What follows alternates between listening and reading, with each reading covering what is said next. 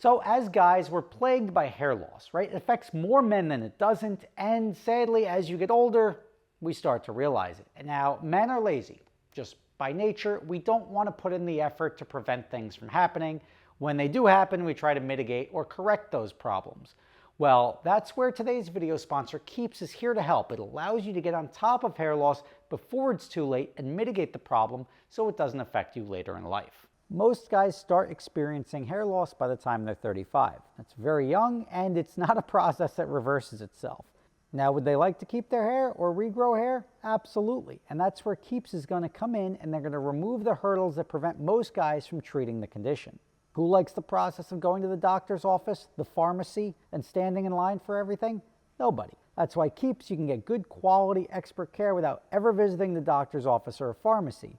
All Keeps treatment plans are doctor recommended and delivered straight to your door for about half the cost of a traditional pharmacy. Keeps physicians are going to help you select the right products and treatments for your specific condition and hair goals so you can create a routine that works for you, because products that you don't use are pretty much worthless.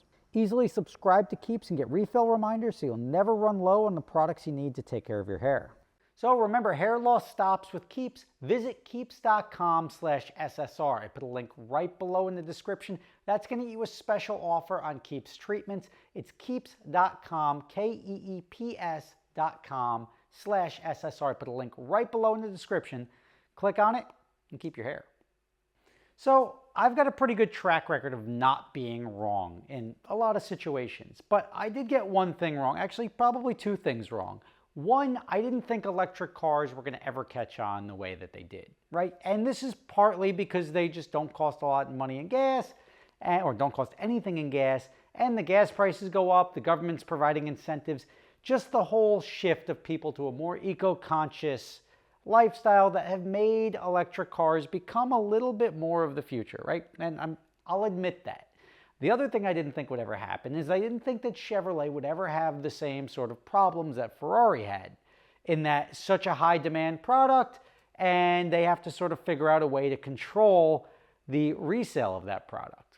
Again, this is tied together because I think the fact that the EPA regulations forcing out the existence of cool, fun cars, Chevy is one of the last, providing one of the last cool, naturally aspirated cars that will ever exist in the Z06.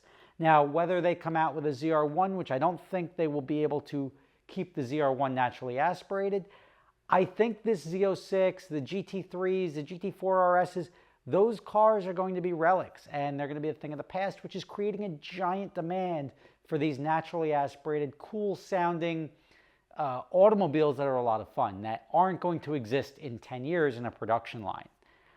That's the forecast. That's what I think is happening. But now Chevrolet is facing this issue that they are having people step in between them and their customers. Dealers are predominantly the problem, right? Because the dealers don't really serve a purpose, right? Historically, dealers were meant to convince people that they want to buy a Hyundai instead of a Volkswagen, or a Chevy instead. Like, the dealers were the point of sale, right? You have to go to a dealership, you go tour a couple of different dealerships, you find out what you like, some guy in a suit is telling you what you like, and then you buy it.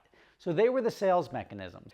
The other thing that the dealers provided was service. So it filled two voids. It allowed the manufacturers to just produce anything, and in the time they were just producing whatever. All right, point A to point B, dump it at the dealership. Dealers will figure out how to sell it because they're going to sell somebody that they got to get from point A to point B, so we will make a completely emotionless car that just exists, and they're going to sell it. And they did, right? They sold it either on reliability or functionality or cost, whatever their sales thing, the dealer was what made that sale. Now, people are aware of all the cars. There's enough social media, there's enough online presence for all these manufacturers that people know what they're getting before it gets to the dealership. That then creates a demand. Right? Now, the dealer is just sort of a toll collector at this point in time, especially in this market. Tesla has gone around the dealer network and just sells direct. So now all you need the dealership for is to hand the keys over to the guy and to service the cars when they need service, which is what the dealership should be doing. The problem exists when you have cars like the Z06 or the electric Hummer.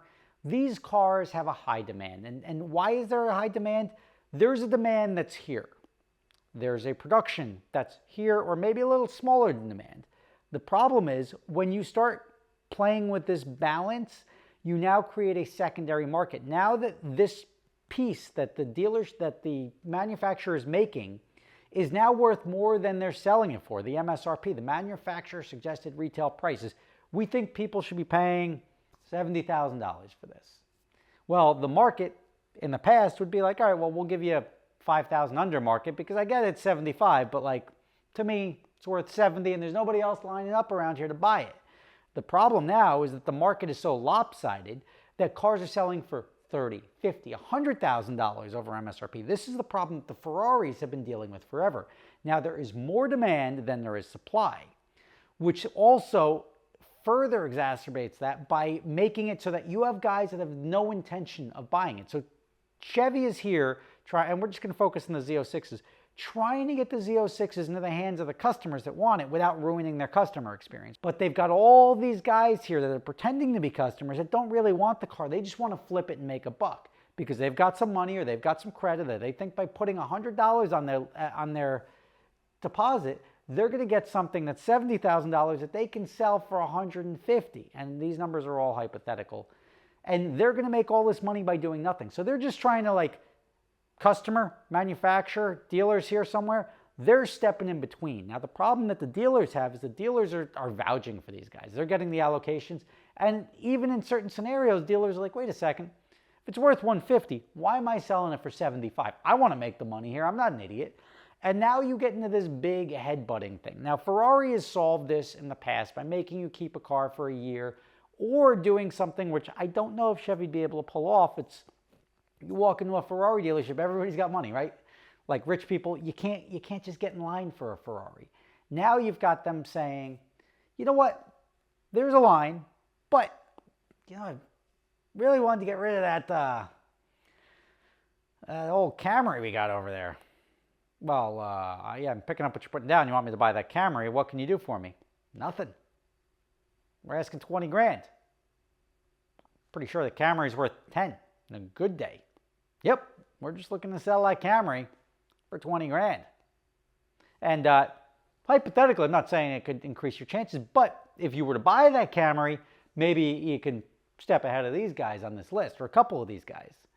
And that was the way Ferrari was able to do it. Not with Camrys, not necessarily with used cars, but they would sell other less desirable model lines of Ferraris, and that would bump up your stature. With Chevy, they're doing something completely different in that they're now trying to prevent people from flipping their cars. One, by giving you an incentive, which is a little rough because they're giving it to you in like sort of GM dollars, which you can then apply to your loan to take $5,000 off your loan after your first year.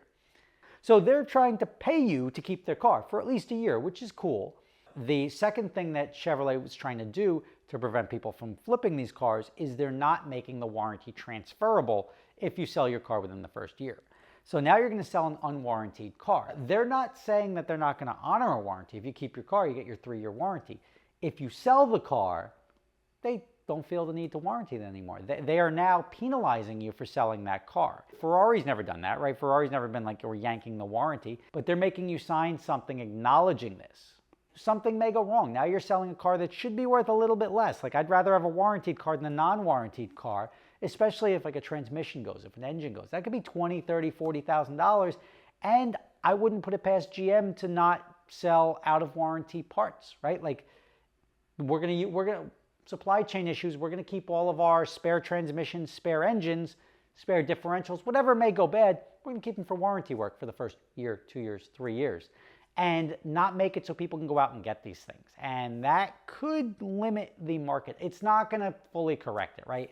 When somebody sees a buck to be made, they're going to figure out a way around it. They're going to burn their bridge. The other thing that Chevy's doing is they're going to ban you from buying other future in-demand products. You can go buy as many Chevy Sparks as you want, but you're not going to be able to buy anything else. You're going to burn your relationship.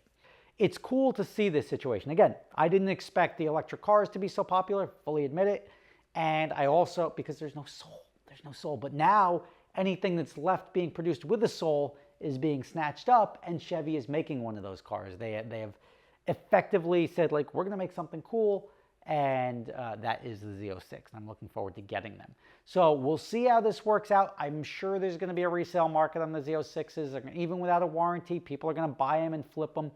I think if we can get rid of the dealer network or change the dealer network so that the dealers are just doing service, I think that would be an excellent way to go. So the dealership would now be a service solution and a showroom, but the cars get sold directly through the manufacturer. You're eliminating one guy who's trying to be greedy and stick his hand in the pocket and take advantage of market conditions, and that just hurts the manufacturer, right? That hurts the customer experience, it hurts the manufacturer. The dealership is not providing any value other than trying to weed out people, but GM can weed them out themselves. Let me know your thoughts in the comments below. What do you think these things are going to sell for over sticker? I mean, I've heard $100,000 dealerships asking, $100,000 over sticker. I think that's crazy. I don't think these cars should be $230,000, $250,000, but the car market has been surprisingly resilient given the current interest rates and everything else. But I also think a lot of that demand is fictitious, and I do see the market starting to come down already, especially on the G-Wagons and the more mass-produced cars. So, thoughts below, post them up in the comments. Rob Ferrari, thank you for watching. I will see you tomorrow.